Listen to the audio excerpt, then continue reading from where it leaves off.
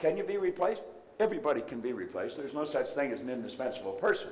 There was a poem written on that one time about the indispensable man. It says, put your arm in a bucket of water, stick it in up to the wrist, pull it out in the hole that remains is just how much you'll be missed. Stir it all you want as you enter, stir up the water galore, but take it out and in no time, it'll be much the same as before. Now the idea is that we can all be replaced. There's no one that's indispensable. But there's some people that are very hard to replace. They're the ones that earn a lot of money. Can you earn a lot of money? Absolutely. I used to have a hard time finding a job. I probably had as many jobs as everybody on this side of the room. I was not a good employee. I was a bad employee. There was 3 different places that I only lasted for an hour, and I got fired. I was getting good at it. You know, 1 hour. How do you keep a job for an hour? Well, I could tell you because I did it. But I had all kinds of jobs. And then at 26, bang, like that, something happened in my head. Now, I'm going to spend the next 90 minutes or so telling you what happened. And I'll tell you something else. I'm going to show you what you have to do if you bought that program to make it work. And I'm going to show you what to do if you haven't bought the program, why you should buy the damn thing, and put it to work. Because I have many, many sources of income. Way back around 1990, I was on a flight to Kuala Lumpur from Toronto. It's 25 hours in the air from Toronto to KL. If you go any further, you're coming back. It's as far as you can go, all right? Now, I play a game. I'll show you. Something tells me to tell you again. I carry this little calculator. This has got lots of miles on it. So I'll take it, and I reduce everything to the ridiculous. I'll hit 1, 2, 3, 4, 5, 6. Now I got a million, right? 1 with 6 zeros. Now a million, it seems like a pretty big number to most people. It does to me. And I play with numbers all the time. A million. So what do? Well, rather than choke on it or throw it away, let's break it down. So I'm going to divide the million now by 12, because there's 12 months in a year. See, you can't think time and money at the same time, so I'm just going to think money. I'm just going to think money. Now, I realize I got to do this 12 times. I don't have to do it once. Now I'm down to 83,333. Now, that's a lot less than a million. But it's still quite a bit, because now I got to do it every month.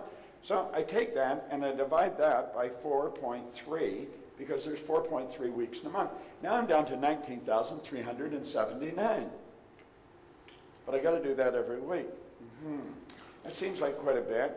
I'll divide that by 2. I'm reducing it to the ridiculous. Now I'm down to 9,689.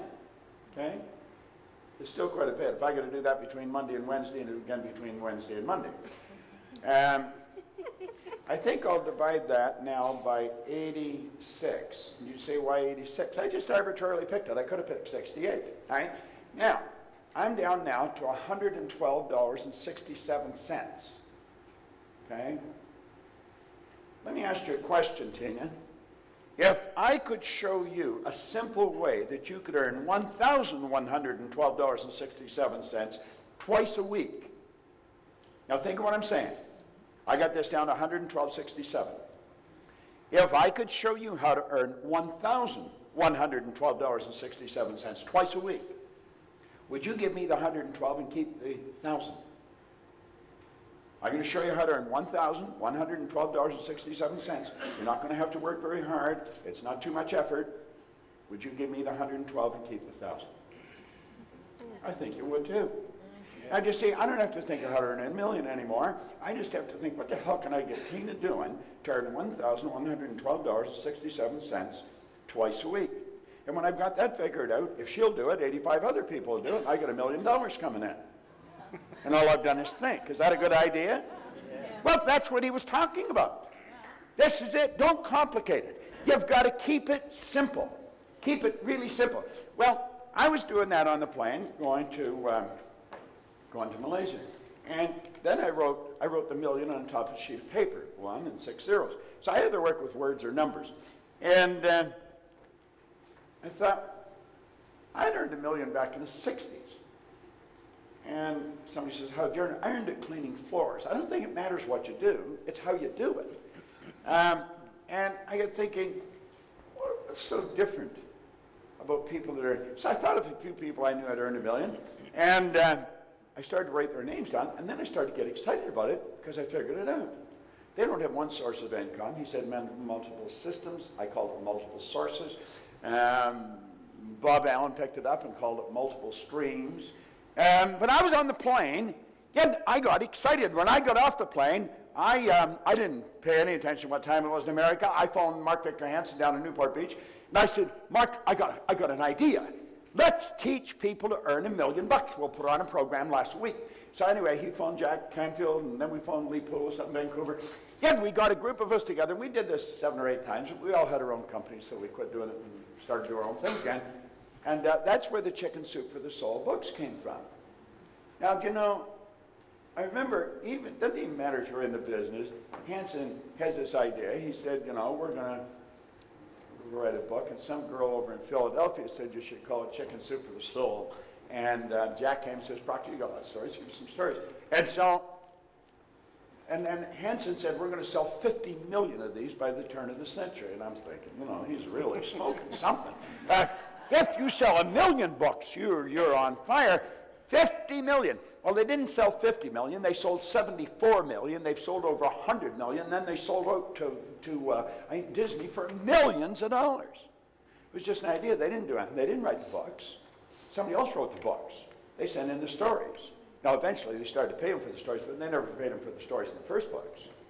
You see? Multiple streams. See, if you start thinking, that's what most people don't do. I spent 5 years working with Earl Nightingale. He said if most people said what they were thinking, they would be speechless. And I'm inclined to agree with him. You know, there was a great educator down in Kentucky, Dr. Ken McFarland. He said 2% of the people think, 3% think they think, and he said 95% would actually rather die than think. Now, you sit there and you say, well, everybody thinks. No, they don't. Start listening to the conversations that are going on.